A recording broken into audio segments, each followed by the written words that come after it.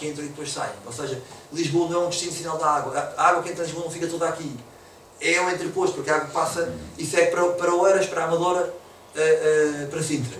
E, portanto, o nosso denominador é um denominador um pouco maior do que aquilo que seria se não houvesse esta figura de entreposto.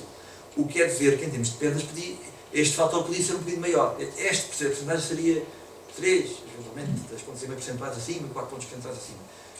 Mas depois também há aqui outra coisa, que é a água que de facto passa, também, passa pela rede, fica em reservatórios, também se perde. Portanto, também não é, do ponto de vista, nós fazemos aquilo como faz a IWA, mas conforme reconhecemos que há um dos indicadores da ERSAR que nos prejudica extremamente, que é aquele do número a mais, este, de certo modo, beneficia-nos. Portanto, mas não é isso que a gente quer vender. O que a gente quer vender é que, de facto, estamos a reduzir. Portanto, tem havido aqui, claramente... Deixa-me só. Portanto, aqueles 11 referem-se ao que entrou em Lisboa ou referem-se ao que ficou em Lisboa? Estes 11 porque tiraram o que entrou, tiraram o que saiu, porque sabe que não é isso mesmo, é isso mesmo. Estes 11 é aquilo que entrou, menos aquilo que saiu por ser vendido e menos aquilo que foi vendido aos clientes. Ou à Câmara. Incluindo a Câmara. E, portanto, o que... Portanto, abateu àquela porcentagem, ao denominador da porcentagem, abateu o que saiu para as outras câmaras. Precisamente. É isso mesmo. É isso mesmo. Agora, estes 20 milhões por ano, qual é o valor de um metro cúbico destes? Vou dizer assim. O valor que está aqui é um valor médio é pau, não é um valor de venda. De certo modo, o valor de custo não fui eu que fiz este valor, mas isto também é um valor muito aproximado. É para termos uma ordem de grandeza. De qualquer modo, o que eu vos posso dizer é que, desde 2005, aquilo que recuperámos corresponde, até ao dia de hoje, grosso modo, a 100 milhões. O que equivale mais ou menos a um ano de abastecimento à cidade. Portanto, neste momento conseguimos recuperar 100 milhões de metros cúbicos por ano. Ou seja, conseguimos recuperar quase o consumo da cidade durante o ano. O que já é significativo. Portanto, conseguimos o efeito cumulativo das estratégias de reabilitação, ou seja, tal renovação, mais o controle ativo de fugas. E isto cria uma coisa que tem sido essencial na EPAL, que é uma mudança de mentalidade. À medida que se vai fazendo mais, as pessoas começam a ser mais exigentes. Eu lembro quando pedimos 35 milhões, estávamos a falar de 1 milhão. Pá, isso é mais 1 milhão, menos 1 milhão, isso é tudo a mesma coisa. Quer dizer, 1 milhão é uma brutalidade, mas entre 35 milhões é mais ou menos 1, e agora não. Agora, quando eu não consigo explicar 200 mil, fico preocupadíssimo. E, portanto, esta refinação cria uma mudança de lógica total. Portanto, para além dos ganhos ao nível da água, que não são despicientes, depois temos ganhos a outros níveis. Poupamos em reagentes, porque captamos menos água, poupamos, portanto, isto é bom para o ambiente, usamos menos químicos, poupamos a energia e poupamos em emissões. Isto, enfim, tem aqui uma relação, não está à escala, obviamente, mas pretende dar uma ideia do que de facto acontece. Para tentar responder ao Miguel, a poupança, comparando o ano 2011 com o 2005, pode significar cerca de 6 milhões de euros em termos de poupança. 6 milhões por ano? Não foi por ano porque se mantivermos agora nos 11 milhões, podemos estar a fazer 6 milhões por ano. Se reduzirmos, ainda podemos melhorar, se não conseguimos manter isto. Mas sim, foi ao longo, no ano 2011, face a 2005, poupámos 6 milhões. Por ano, portanto, por ano. Comparando com o ano 2005. Exato. Sabe, eu estou-lhe a fazer estas perguntas, deixe-me só fazer esta pergunta, a ver como acham. Eu assisti há muito pouco tempo a uma conferência na APA exatamente sobre este tema, em que o engenheiro Rui Godinho, a comentar o aspecto positivo, o exemplo da EPAL, disse que se todas as outras distribuidoras seguissem o exemplo da EPAL, o PIB de Portugal subia 0,6%. Então não fiz as contas, não sei. Como acha que mas pensando agora, este exemplo, estas 25% de perdas, tem sensibilidade para o que é que se está a passar nas outras distribuidoras? Isto era o que se passava na EPAL antes. Isto é o que se passava na EPAL antes, ou seja, já estávamos aqui, ou até um pouco pior que isto, há pouco, e portanto conseguimos este resultado. Eu confesso que o que está a acontecer, o que aconteceu no passado, está a acontecer este ano, supera as minhas expectativas. Eu estava a pensar que íamos atingir uma assíntota mais rapidamente. E que ia ser mais difícil depois de recuperar. Linear, pois não está a mas ele continua a descer. E este ano, em setembro, tivemos o melhor mês de sempre. Tivemos uma recuperação brutal em setembro. É absolutamente. Quer dizer, não é absolutamente surpreendente. Ela também decorreu em parte do facto de termos tido assim de outubro com as GMCs abertas. E as GMCs abertas deixaram de ser controladas. E, portanto, as fugas que apareceram, elas não estiveram o ano todo a fazer malados. Elas apareceram e depois, quando foram novamente detectadas, foram reparadas. E, portanto, houve aqui, na ação conjugada deste processo e da área de manutenção de condutas, recuperação de intervenção em diversas áreas e foram recuperadas diversas fugas e permitiram, no mês, cerca, não quero mentir, ultrapassou os 700 mil. Ou pelo menos foi muito perto dos 700 mil. A vantagem disto é que isto pode ser, esta metodologia, como viu, não é rocket science, pode ser adaptada a outros contextos.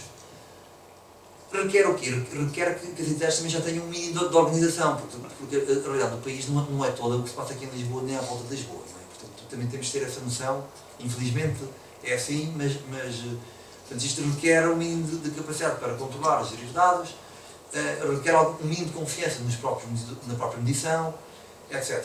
Mas o que está aqui é adaptável para outros. Mas requer por falta de dinheiro ou por falta de conhecimentos técnicos? Se calhar as duas coisas.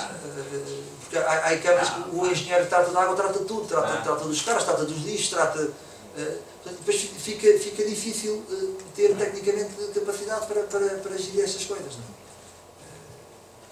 é? Na essência é isso. Portanto, quais são os grandes benefícios desta estratégia e desta filosofia que a Paula adotou?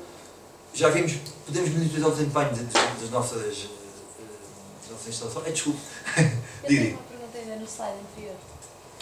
Fala ali da redução do consumo de energia. Tem alguma estimativa da quantidade de energia necessária por metro cúbico? Existe, isto foi feito com base nisso, mas não sei dizer de cor. Depende também de onde vem a água. Mas difere, claro. Dizemos não tanto, mas em função da origem da água, se vem do Castelo de Bode, se vem de Valapedra, se vem dos furos, aí difere. Mas não tenho cabeça. É para tentar dizer um número. Tenho aqui um número, onde é que eu tinha isso? Está aqui. As contas que fizemos é que desde o início já devemos ter poupado uma coisa dos 7.000 toneladas de carbono. Não em emissões, mas não tem só a ver com a energia de elevação, tem também a ver com o que se passa nas próprias ozonizações, etc., dentro das estações de tratamento. Portanto, há aqui alguém que tem ideias um pouco... O índice CO2 é um bocado volúvel, porque depende da composição que houve na produção de direção. É verdade. Este índice, enfim... Mas já aqui é uma ideia... A ideia que eu tenho se puser o slide anterior que se vai apanhar, quer dizer, o que eu tirei foi do vosso relatório de sustentabilidade. E o número é parecido, um bocadinho menos do que 1 kWh elétrico por cada metro cúbico. Por cada metro, em média. Sim, o que bate mais ou menos certo com o seu, se andar mais um bocadinho no slide, porque aparece depois o CO2, onde é que estava? Estava aí, é que os 7.000 toneladas, praticamente duplicando isso dá os kWh, porque o coeficiente deve ser aquele delay que é os 0,47. Exato. Deve ser esse. O que significa que seriam 14 milhões de kWh, o que bate com os vossos 20. Quer dizer, deve estar na proporção mais ou menos isto. Será um ano, mas isto engloba todos os consumos, não é só a bombagem, pronto, tudo. Engloba todos os consumos. Do kWh. Deram um número muito 7.000 e qualquer coisa, e por aí 7.000 já não mais do que isso eu não arrisco. Claro, mas acho que anda mais ou menos por aí. Mas o valor que explicaram, ou seja, eu fiquei convencido e vai exatamente ao encontro do que acabou de dizer. Eu fiquei convencido com a explicação, enfim, isto não é um número certo nem seguro, é um número aproximado, é uma ordem de grandeza daquilo que pode estar aqui. O que dá logo a importância da eletricidade, porque comparando 1 kWh com 1 metro cúbico, os preços... Porque a gente não vende só lá, a gente vende aqui muito eletricidade, lá metida. Aliás, é aquilo que eu comecei quase por dizer. Portanto, quando subir a eletricidade, esperem que suba o preço da água. Já agora chama a atenção, ele provavelmente aparece disfarçado, porque provavelmente aparecerá disfarçado nos custos de interesse económico geral, não é? Portanto, significa que é o consumidor anónimo que vai pagar sobre tudo, não é? Portanto, tenham atenção. Eu por acaso... Os senhores custam dinheiro, sabem? Peço desculpa, tinha aqui não o trouxe, mas tinha um gráfico sobre o aumento de preço de energia. E nos últimos 3 anos foi uma coisa... Então espero por segunda-feira vai ser como é que é para o próximo ano. Já ouvi dizer que vai ser pior. Então Mas, enfim. E no outro a seguir a pior será. Eu queria só acrescentar que, já para meados de 2013, a gente já deve saber quanto é que o portador autónomo é descobrido. Isso faz parte dos indicadores da ERSAR, da última geração dos indicadores. Sim, exatamente. Portanto, isso vai ser público. Aliás, a ERSAR já tem pelo menos. Nós seguimos. As entidades gestoras têm a obrigação de fazer enviado, não é? As contas foram feitas com base nessa. Como é nessa que foi falado. Isso é da IWA, esse não conto com um valor exato, isto é tudo como conjunto de aproximações e de pressupostos, mas é para termos uma ordem de grandeza. No fundo, eu queria ter aqui o número fosse um número indicativo. Portanto, não, quando estão aqui 7.000, eu se calhar tinha que ter escrito 7.000 e não 7.000 ainda. E isso fazendo uma média, porque em rigor também tem que se entrar, por exemplo, com o gasóleo se houver geradores. Exatamente. Por exemplo, mas isso é pouco, já não é uma situação. depende da entidade gestora. Pois, não é pau. Exato. Portanto, este já tinha sido. Portanto, todas estas, eu não sei se já tínhamos falado nisto. Não tínhamos. Portanto, no fundo, o que é que isto permitiu? Permitiu monitorizar e controlar o desempenho da rede, preservar o recurso de água, otimizar o sistema, porque depois de todas estas metodologias, a conjugação disto com outras áreas, estou a ver ali o Abel, nomeadamente a área da rede, etc., isto permite fazer coisas que, mesmo a 5 de outubro, eu sempre ouvi dizer que a 5 de outubro era impossível de intervencionar. E, entretanto, intervencionou-se, fez, eu devo parar não sei quantos meses e não aconteceu nada. Aconteceu ali, todos a ter reclamações no início, fizeram-se uns ajustes através do modelo, abriu umas válvulas, fez uns ajustes, deixou de haver reclamações, tudo bem, tivemos ali meses com a pressão mais baixa, mas perfeitamente controlada e não houve reclamações. Portanto, procurou-se ter algo simples e adaptável e no fundo, isto promoveu uma gestão mais proativa e uma mudança de mentalidade da empresa. Em suma, e isto vai tocar no objetivo do evento, uma melhoria de eficiência e sustentabilidade da atividade da empresa. O que é que isto permitiu? E isto vai abater no que está permitiu que, apesar de nós estarmos a vender menos água, conseguimos manter, estamos a vender menos água, portanto a água vendida é o que está aqui neste gráfico azul mais escuro. Estamos a captar também bastante menos, reparem que estamos a reduzir as esperas, porque estamos a aproximar a água captada da água que é vendida, mas conseguimos manter os níveis de rentabilidade porque a empresa de facto é mais eficiente. Porque senão isso não era possível. Também é verdade que estas coisas permitem também diferir no tempo alguns investimentos. E portanto pode ser reduzido o nível de investimentos e portanto permite aumentar o nível de rentabilidade da empresa. Portanto, os resultados são os que estão aqui. E mesmo para terminar, que já é esta carta que já vai longa, porque não tive tempo de fazer mais curta, não decidiu essa. No fundo, este tipo de metodologias e a redução das esperas em particular aporta grandes vantagens a nível de eficiência com benefícios para todos os stakeholders envolvidos, desde os clientes, ao regulador, ao acionista, e vantagens do ponto de vista ambiental, porque reduz os caudais captados, diminui consumos de energia e de reagentes, evita emissões de dióxido de carbono, como vimos.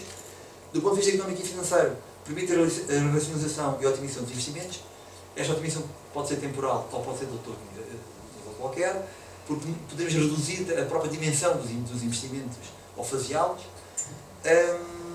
E do ponto de vista social, porque este aumento de eficiência permite ganhos líquidos e de valor acrescentado, que faz com que não seja preciso refletir ao nível tarifário, digamos, estas funções. Por fim, resta-me convidá-los para estarem no Congresso Mundial de Lisboa da IWA, que vai ter lugar em 2014. Ai, que peço desculpa. Muito obrigada. Muito obrigado. Ora bem, então agora podemos fazer algumas perguntas mais embaraçosas, mais formais, não é? Porque agora... Ai.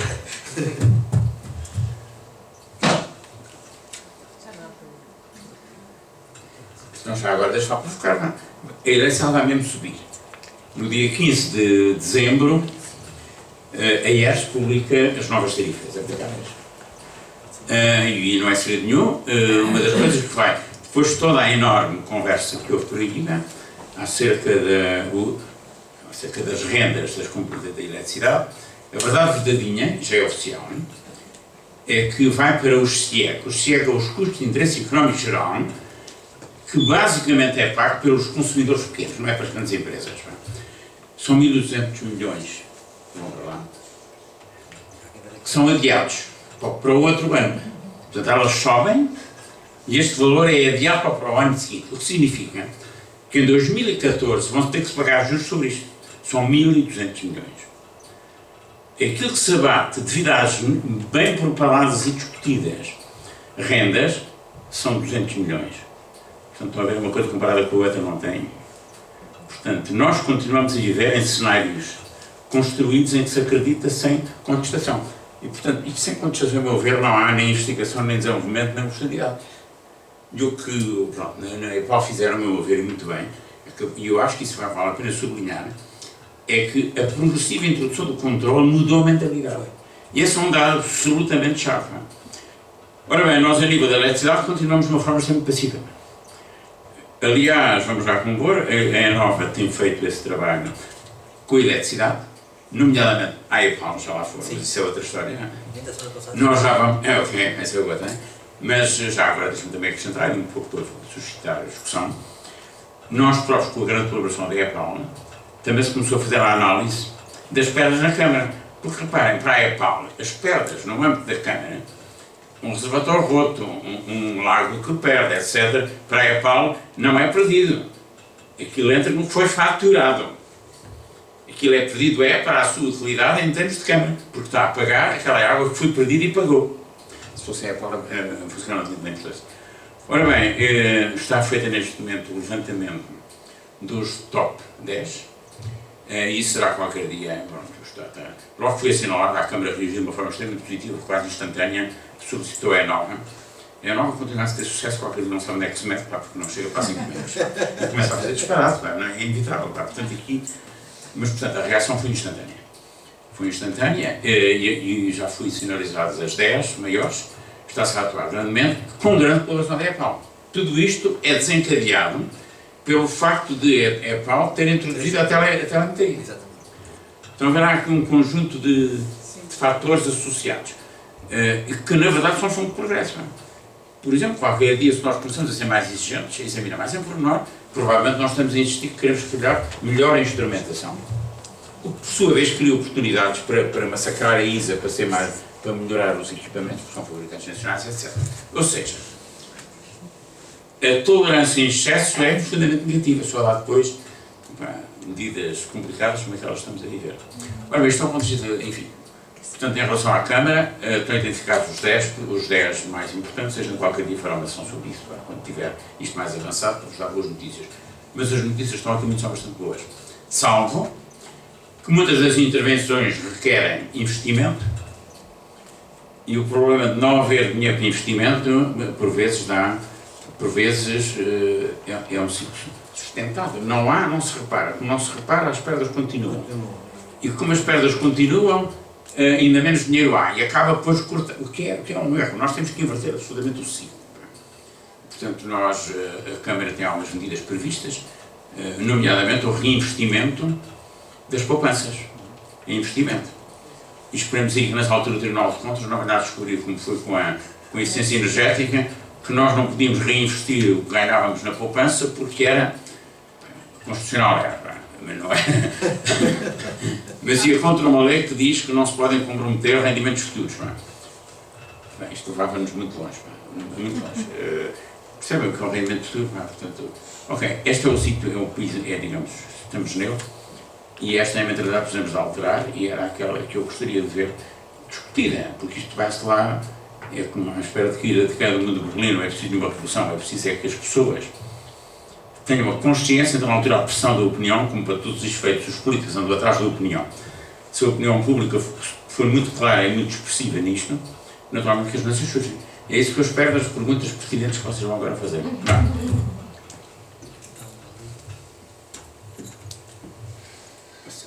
noite.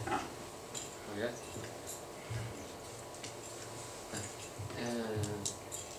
Tinha duas perguntas essencialmente. Uma era se a EPAL planeia comercializar este W1. Sim. Isto porque eu tenho mais ou menos contactos profissionais com uma empresa israelita que tem um programa deste estilo. Que é a Takadu. e digamos que a nossa parceria com eles não está a correr muito bem e portanto gostaríamos muito de encontrar alternativas a poder precisamente trabalhar com um software desta natureza em substituição da Takadu, neste caso. A outra vertente era relativamente a isto da redução de perdas. E a minha atividade profissional é mais ou menos relacionada com a água e tinha mais ou menos como estratégia fazer a proposta, uma vez que estamos numa altura em que não há dinheiro, as entidades gestoras não têm orçamento para investir em consultoria, e a minha ideia era propor exatamente aquilo que o ataque à redução das perdas, quer dizer, aquilo que ganhassem seria aquilo que era em função dos ganhos, não é? Exatamente. De acordo com a contratação pública, não é? O CCP, isto não é possível fazer. Portanto, não sei se têm algumas ideias ou algum comentário a fazer relativamente a esta natureza, porque isso, quer dizer, coloca um bocado em causa a minha atividade profissional, digamos assim, não é? Obrigado. Sobre a primeira questão, eu conheço, enfim, não muito bem, mas minimamente o Takadu é de facto. O Takadu, nós estamos efetivamente em condições de comercializar este W1, mas há aqui uma diferença de base. O W1 não é apenas o software, é a metodologia, mas é o pacote de serviços. Embora podemos, de facto, não digo vender, mas em termos de software há aqui três vertentes possíveis. Uma é vender o software, mas nós não somos uma software house, temos de nos preparar para isso. Outra é, que era aquilo que nos agradava mais, os dados podem vir para o server da Apple e podem ser acedidos pela entidade que no fundo é a dona desses dados, e ela trata-os, ou se quer ainda melhor, os dados vêm para o nosso server, nós tratamos os dados e aconselhamos a entidade. Portanto, no fundo pode haver essas três formas de proceder relativamente à questão do software. Mas eu volto a dizer o que disse há pouco, eu acho que ninguém melhor do que a própria entidade conhece o seu sistema. Portanto, quando a gente vê um consultor, epá, não tem nada a ver consigo, mas quando a gente vê um consultor dizer, eu vou fazer um milagre na sua rede, epá, normalmente não é assim muito crédito, porque quem deve no fundo fazer para aquilo ganhar consistência deve ser a própria entidade. O consultor, ou no caso do consultor Apple, devemos ter uma lógica mais de ajudar, de encaminhar, de ser um facilitador. Porque aquilo faz sentido e é consistente de ficar um know-how dentro daquela entidade. Mas também para que isto possa ser possível, há um trabalho de base, e eu acho que aí é que se calhar a consultoria tinha muito a fazer. Ou seja, trabalho de base de organização, de recolha de informação, de sistematização de dados. Porque a realidade fora aqui dos grandes centros é uma realidade quase desastrosa. E aí eu acho que havia muito trabalho a fazer, ao nível do aconselhamento, para criar especificações, regras, etc. Penso que por aí havia muito trabalho a fazer por esse país fora. Sem esse trabalho de base, repare, se eu vou fazer um design de ZMCs numa rede, com base num cadastro, o design é feito no papel com base num cadastro, não é? Se não tem cadastro, ou se o cadastro está todo errado, eu estou a fazer ZMC, mas depois, quando vou fazer os dados, aquilo não é nada, aquilo não serve para nada. As válvulas não funcionam, ou não estão lá, só estão no cadastro, no papel, não estão no terreno, então o que eu estou a fazer? Não serve para nada. Tem de haver, isto tem de ser acompanhado por uma consistência física, efetiva. E aí é que há muito trabalho a fazer, e acho que os consultores podiam de facto aconselhar as outras entidades. E portanto, da comparação com o Takadu, a vantagem do que eu conheço, não conheço muito bem, mas do que eu conheço, o Takadu tem uma coisa onde é francamente mais forte, faz análise de sensibilidade, faz umas análises estatísticas que o nosso não faz. O nosso tem uma vantagem que o Takadu é de certo modo uma caixa negra. Entra porco, sai chouriço e nós acreditamos ou não. Este é uma coisa mais simples. É uma coisa onde há uma sensibilidade do próprio utilizador, porque de facto tenta reduzir aquela complexidade a coisas mais simples e portanto é mais fácil de gerir no dia a dia do que propriamente o Takadu. Não faz grandes malabarismos do ponto de vista de cálculo, mas como o outro pode fazer, mas é uma coisa mais simples. Mais simples, não é que não seja complexo, mas é mais simples para o utilizador, permite uma maior sensibilidade. Sobre a questão que disse, olha, eu estou inteiramente de acordo consigo, mas infelizmente não sou legislador, então não posso ser grande coisa. Deixa-me aqui fazer mais um comentário. Resulta da minha própria experiência longa, de muitos anos já ligados a problemas informáticos, eu não me considero informático, mas... Porque há a ideia, há muita ideia, que tem a ver exatamente com este programa ou com outros equivalentes. Se a pessoa compra o programa e depois resolve o problema, eu acho que é um erro vital. Aquilo que, isto é uma experiência de longos anos, eu podia explicar aqui, desde o Ministério da Educação às outras todas, as várias fases por que andei. Se, para já, tudo isto é possível devido aos progressos fantásticos que houve na informática. Primeiro era muito cara, depois banalizou-se, depois popularizou-se e depois apareceram os vendedores de programas que são a salvação do mundo. Ora bem, a questão-chave é que se o sítio onde se aplica a informática não souber com toda a nitidez e clareza o que é que quer e como é que se vai organizar o meter a informática, só aumentar a confusão de uma ordem de grandeza. Não vai a parte nenhuma. Portanto, a primeira questão toda a desenhar um sistema desse é que o utilizador saiba exatamente o que é que quer e perceba o que é que está a fazer e organize os serviços neste sentido. Caso contrário são remendos atrás de remendos. A contrapartida de não fazer isto é de facto tremenda, é lamentável, e nós em Portugal temos isso exemplarmente demonstrado. O custo em informática, passados a grandes empresas que fazem a gestão desde a contabilidade ao resto, é verdadeiramente assustador, porque depois o fornecedor também fica com o know-how e permite, quando lhe apetecer, fazer chantagem. Ou pagam tanto ou isto para, e ao parar paralisa. Portanto, pensem nisto. Ter literacia em informática é um dado vital de progresso. Faço o que acabo de ouvir. A parte difícil é aquela que tem feita.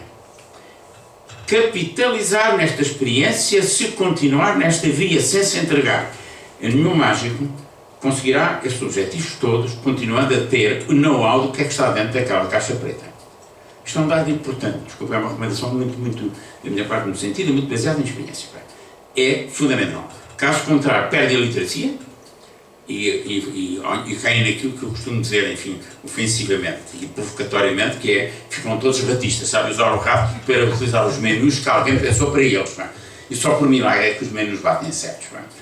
Eu penso que tudo isto, na verdade, assenta em duas ou três coisas extremamente elementares, se me permitem dizer. Converter os consumos a um ponto em que nós, antigamente, desde as medidas dos caudais, etc., tínhamos contadores mecânicos que tinham umas rodinhas que rodavam. Eram contadores, digamos, analógicos. A partir do momento em que a medida se converte em digital, a partir dali é tudo igual. Quer esteja a medir eletricidade ou água ou o que é que seja. Aquilo é uma sequência de zeros e uns. E a partir desse momento, o tratamento é universal. Esta foi a grande revolução a que eu assisti. Não se estão a ver. E como a informática é cada vez mais barata, no fundo, por unidade, a generalização, o conhecimento de gerir um sistema que vai buscar dados, nem precisa de saber, na verdade é que aquilo corresponde, que faz um rir, como vocês, agora não fazem, porque agora é tudo com janelas, mas está bem. Quem sabe, faça uma leitura de um ficheiro.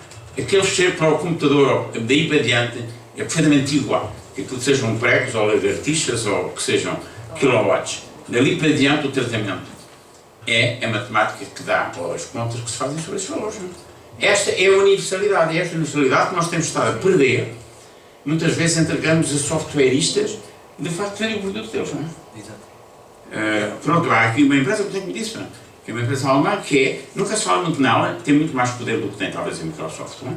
E nós pagamos milhões e milhões por ano a ela, a administração pública está toda decente e ninguém sabe exatamente o que é que lá está dentro.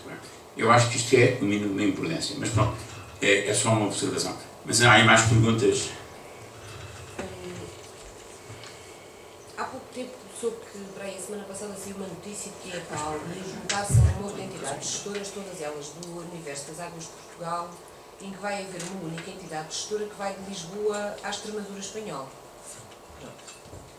Isto são 90 ou 99 conselhos, é uma coisa qualquer. Obviamente que Lisboa não é Abrantes, não é?